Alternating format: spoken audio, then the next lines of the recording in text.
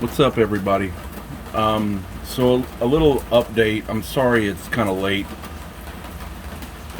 On my JTech quick mount and dismount laser bracket. Yeah, things have been a little busy with work and whatnot, and I've been kind of slacking on getting this done. But I have the new design. It's much simpler. I don't know why I didn't think of this from the beginning, but it's essentially like a wedge style that tapers. So when you hook it on, it's gonna wedge itself on there, and the weight of it's gonna keep it on there, and it won't rock or shake side to side or anything. But just a little quick demonstration installing it. Also, you know, some people maybe don't want to take the laser apart, and I left this purpose. My screws are out. I've dismantled my laser, which is very simple to do. You take these two cable relief screws out, and then you take these four black screws out, and you can leave the fan attached. You pop this piece out, and then you can slide the whole laser assembly out, and you can take those two locating screws that are for the original JTech mount. You can take them out. That way it would give you, if you needed to, full adjustability up and down these slots. Otherwise, if you have those adjustment pin or those locating pins still in there, or screws, you can just leave them in there, and you can slide this down to that point. I mean, it's up to you. If you feel like for some reason you need to mount this laser up higher, you'll have to take those out. But if you don't want to take them out, you don't have to. I need to, because I have a spindle, and the spindle sticks down farther than like the Makita router does. So I need that extra length to be able to get this laser down as far down on the bracket as possible. And for those who do have spindles, just, you know, you can only mount them so high. I have mine mounted to where when this axis is all the way up, I have just that teeny gap right there so that I don't hit this top plate. But anyhow, I'll do a quick little installation of this and show you what's going on here. Oops.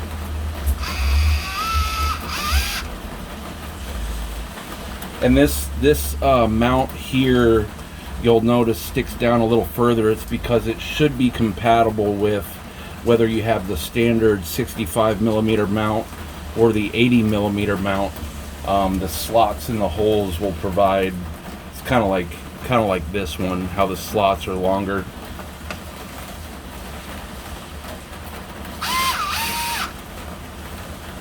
Love this thing, I'm telling you, it's awesome.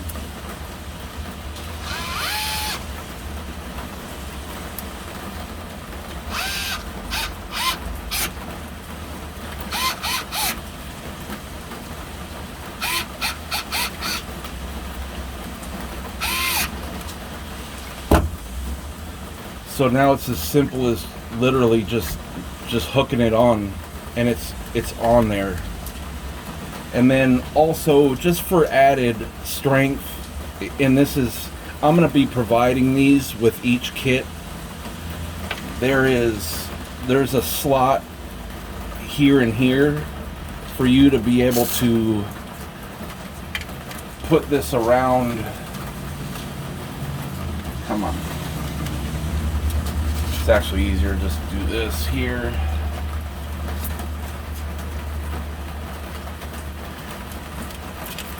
Slip it into each slot, and you can strap this around the router body, just for extra rigidity. Like maybe if somebody was using this with the new the wall mount design that they've done for the Onefinity. This can keep it secure so that hopefully it won't come loose, but you probably don't need this if your axis is vertical like this and you have it on a table. But that's pretty much it, and it's still, even with this Velcro strap, and you undo it here on this side from this slot and leave it in here, whoops, it's still very easy to just slide it on, wrap this around. Heck, you probably don't even need to put it in this other slot, but this is still considerably easier than having to take screws out and Velcro it in.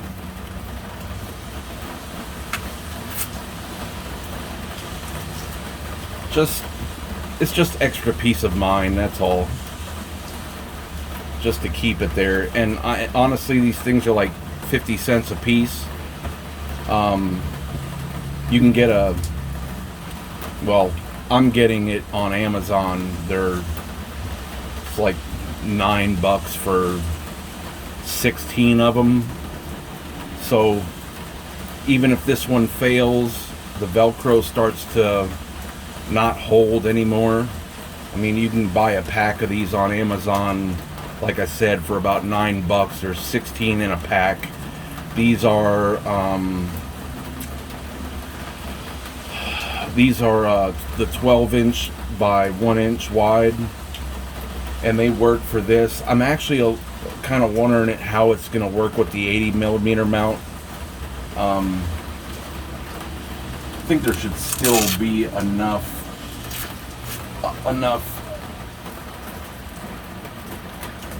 Velcro to grab. There might not be, because the next step up from that is an 18-inch. I don't know. You know, I'm going to provide them. If you use it, cool. If you don't, you don't. I don't think you'll need it with the way that this design is, the way it wedges on. So this is how they're going to be from here on out.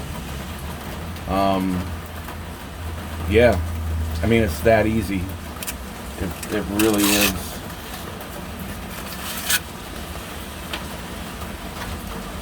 Just lift it off, slip it on, and it's not going to go anywhere because of how it's designed with the wedge.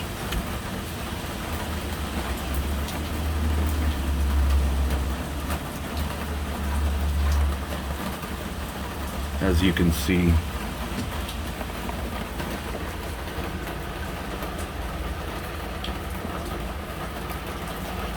The way it's got the taper on the sides.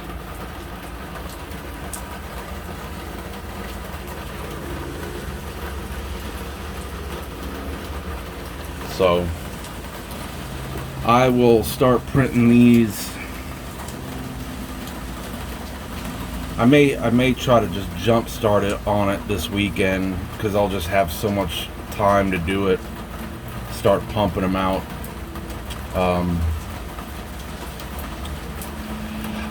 One thing I would like to know is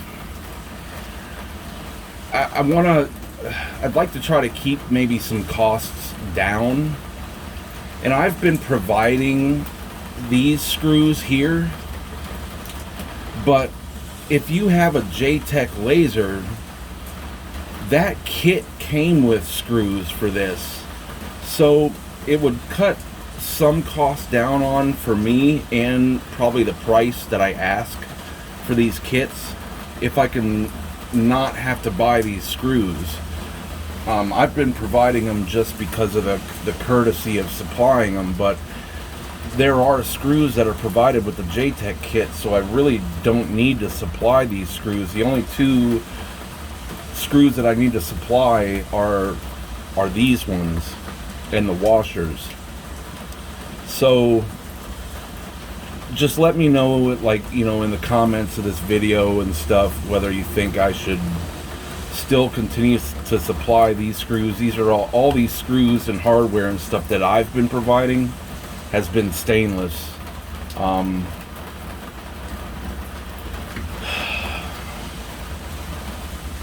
Just because of, well, I don't know, it's where I live.